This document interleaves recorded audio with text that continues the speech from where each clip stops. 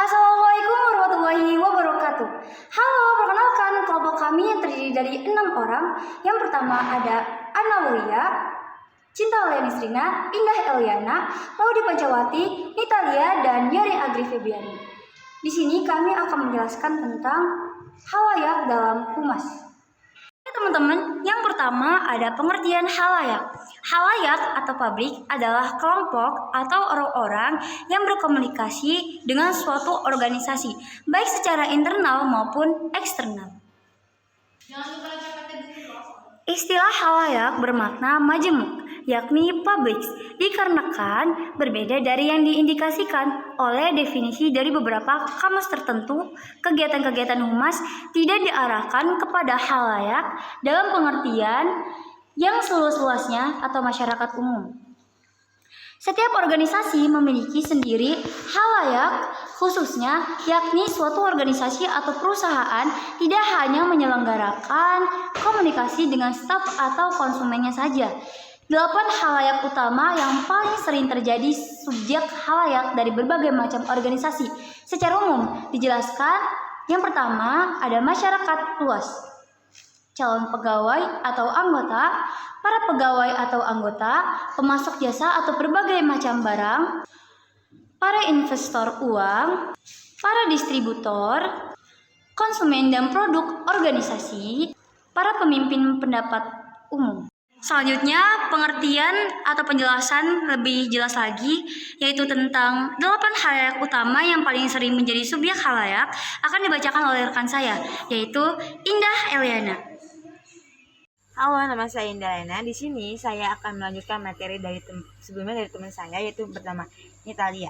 8 halayak utama yang paling sering menjadi subjek halayak dari berbagai macam organisasi secara umum dijelaskan sebagai berikut. Yang pertama ada masyarakat luas. Segmen masyarakat yang menjadi khalayak bagi suatu organisasi jelas berbeda dengan khalayak organisasi yang lain. Khalayak pasar swalayan, Pemda, instalasi, nuklir, pabrik, laboratorium riset, hotel, bandara udara, pelabuhan laut, lembaga pendidikan, rumah sakit, penjara umum, barak militer, dan markas besar polisi jelas berlainan satu sama lain. Yang kedua ada calon pegawai atau anggota. Para calon pegawai atau anggota tidak akan tertarik untuk melamar menjadi anggota atau pegawai suatu organisasi apabila mereka tidak mengetahui hal yang dilakukan oleh organisasi itu, serta sejauh mana potensinya sebagai majikan yang baik. Yang ketiga, para pegawai atau anggota. Pegawai atau anggota suatu organisasi meliputi suatu orang yang bekerja atau menunjang suatu organisasi, yakni mulai dari pucuk pimpinan, pihak manajemen dan para eksekutif, petugas gudang, pabrik, dan laboratorium, staf kantor atau administrasi umum, staf divisi pelayanan dan penjualan, staf transportasi, dan sebagainya. Yang keempat yaitu pemasok jasa atau berbagai macam barang. Ada 2 jenis pemasok, yakni pemasok jasa, contohnya jasa air bersih dan energi, dan pemasok berbagai macam bahan baku serta komponen produksi. Yang kelima, para investor pasar uang. Kesediaan untuk membeli saham dari suatu perusahaan emiten didasarkan pada pengetahuan, yaitu calon pembeli mengenai latar belakang, kinerja, dan prospek ekonomis dari perusahaan emiten yang bersangkutan. Jika suatu perusahaan gagal memberi informasi yang benar, harga sahamnya bisa saja merosot secara tajam. Jika hal seperti ini terjadi dan dibiarkan berlarut-larut, kepemilikannya segera terancam dan dapat diambil alih oleh pihak-pihak lain. Materi selanjutnya akan dibacakan oleh teman saya, yaitu Yori Agri Febiani. Hai, saya Yori Agri Febiani. Di sini saya akan melanjutkan penjelasan dari materi sebelumnya, yaitu 7. Konsumen dan pemakai produk organisasi. Konsumen dan pemakai produk bukan hanya rumah tangga, melainkan juga perusahaan pembeli dalam partai besar yang lazim disebut sebagai pemasok.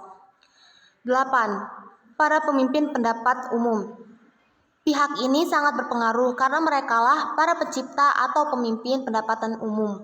Jika mereka mengatakan sesuatu itu baik atau buruk, masyarakat luas akan mempercayai dan mengikutinya. B.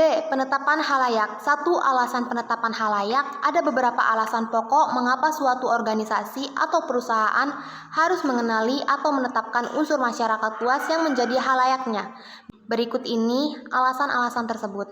A. Untuk mengidentifikasikan segmen halayak atau kelompok yang paling tepat untuk dijadikan sasaran suatu program kehumasan. B. Untuk menciptakan skala prioritas sehubungan dengan adanya keterbatasan anggaran dan sumber-sumber daya lainnya. C.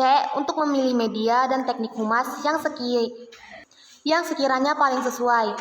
D. Untuk mempersiapkan pesan-pesan sedemikian rupanya agar cepat dan mudah diterima. Materi selanjutnya akan dibacakan oleh rekan saya, yaitu Cinta Alia Nisrina. Hai, saya Cinta Alia Nisrina. Di sini saya akan menjelaskan materi tentang akibat tidak ditetapkannya khalayak. Akibat yang timbul sebagai akibat dari tidak ditetapkannya khalayak atas dilancarkannya suatu program humas dijelaskan sebagai berikut. A. Segenap usaha dan dana akan terpecah belah akibat terlalu luasnya khalayak yang dituju. B. Pesan yang dikirimkan tidak ditangkap atau dimengerti sebagaimana mestinya karena pesan itu tidak sesuai dengan karakteristik khalayak yang menerimanya. C. Total kegiatan tidak akan sesuai dengan jadwal yang telah ditetapkan sehingga penggunaan jam kerja, materi, serta peralatan menjadi tidak ekonomis. D. Tujuan yang hendak dicapai humas internal atau perusahaan klien untuk humas eksternal tidak akan merasa puas dengan hasil yang ada. F. Penempatan khalayak dari kegiatan-kegiatan humas merupakan elemen yang penting dari rangkaian perencanaan suatu kampanye kehumasan. Tanpa adanya khalayak yang jelas, berikut skala prioritasnya. Apabila dana dan sumber daya lain yang tersedia sangat terbatas, organisasi yang bersangkutan tidak mungkin menemukan media dan teknik-teknik yang tepat untuk melancarkan kampanye humasnya itu. Oke, sekian dari saya. Materi selanjutnya akan disampaikan oleh rekan saya, yaitu Ana Aulia. Halo, saya Ana Aulia. Di sini akan menjelaskan tentang employee relation. Employee relation atau hubungan dengan karyawan meliputi semua bentuk komunikasi antara pimpinan organisasi dengan karyawannya. Halayak karyawan termasuk pegawai, pimpinan, pekerja, kontrak, dan serikat pekerja. Tujuan employee relation meliputi A. Meningkatkan pengetahuan karyawan tentang kebijakan, kegiatan, dan perkembangan atau pertumbuhan organisasi. B. Meningkatkan sikap positif karyawan terhadap organisasi. Serta C. Menerima feedback dari organisasi. Cara untuk meningkatkan kesehatan kerja di perkantoran antara lain A. Meningkatkan pengetahuan kesehatan kerja. B. Kebudayaan PHBS di tempat kerja. C. Menyediakan peluang dan kesempatan merah ASI waktu kerja di perkantoran. Dan D. Aktivitas fisik. Yang kedua, media relation. Hubungan dengan media terdiri atas publisitas atau liputan berita tentang kegiatan organisasi. Media relation adalah kegiatan utama PR. Untuk mengoptimalkan penggunaan media massa, beberapa hal yang harus diperhatikan sebagai berikut. A. Jenis dan besaran halayak yang dijangkau oleh setiap media atau saluran. B. Jenis yang digunakan oleh media atau saluran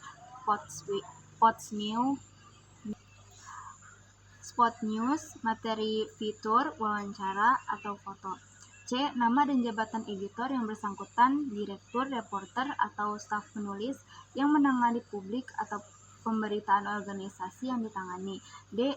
Tenggat waktu atau deadline media yang bersangkutan atau bulanan, mingguan, harian, edisi pagi, sore, per edisi atau per jam.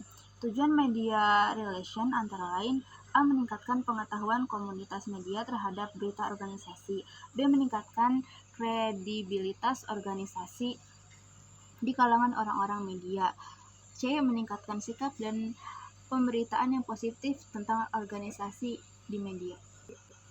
Materi selanjutnya akan dibacakan oleh rekan saya, yaitu Laudi Pancawati.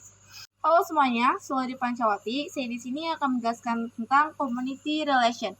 Istilah community relation atau hubungan dengan komunitas dalam public relation menurut Moore adalah hubungan antara sekelompok orang yang hidup di tempat sama, pemerintah sama dan mempunyai kebudayaan dan sejarah yang umumnya turun-temurun dan mempunyai tujuan yang sama. Community relation juga hubungan suatu lembaga dengan lingkungan di sekitarnya yang penting karena mereka yang menyediakan tenaga kerja organisasi, daya dukung lingkungan yang menarik, maupun yang patut dihindarkan. Contohnya seperti para tenaga kerja yang terampil, penetapan pajak, atau layanan penting. Apabila mereka tidak berkenan, mereka akan membatasi lembaga tersebut maupun kegiatan industrinya. Berikut target halayaknya. Yang pertama, keluarga karyawan. 2, komunitas media dan komentator. 3, pimpinan komunitas seperti guru, pemuka agama, dan tokoh adat. Tujuan community relation yang pertama, meningkatkan pengetahuan komunitas tentang kegiatan operasional organisasi termasuk produknya, pelayanannya, karyawannya, dan dukungan terhadap proyek komunitas. Yang kedua, mendapatkan dukungan dari pimpinan komunitas serta mendorong adanya feedback dari pimpinan komunitas. Public Affairs dan Government Relation. Hal yang menjadi perhatian utama adalah cara agar rancangan pembuatan undang-undang dapat dipengaruhi. Proses ini meliputi pengalaman kualitasasi politik langsung dan tidak langsung, lobby, aksi politik, dan kegiatan pendidikan politik. Komunikasi mengenai isu politik, serta kegiatan dukungan politik. Data yang diperlukan untuk memahami anggota legislatif maupun data pemilihan pejabat yang memperhatikan isu-isu klien, jumlah, lokasi, dan demografi umum,